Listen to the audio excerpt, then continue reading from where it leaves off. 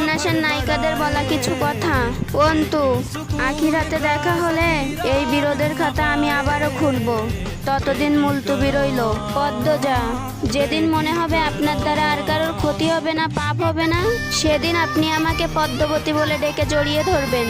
চিত্রা, বাহার ভাই, আপনি আমার পুরো জীবনের লাল কালির পূর্ণতা, যা জল করবে আমার প্রাপ্তির খাতায়।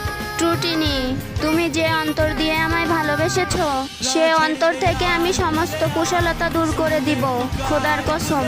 চৈত্রিকা, জমিদার সাহেব, সূর্যের দিকে যেমন তাকিয়ে থাকা দায়, তেমন চৈত্রিকার দিকেও তাকিয়ে থাকা দায়।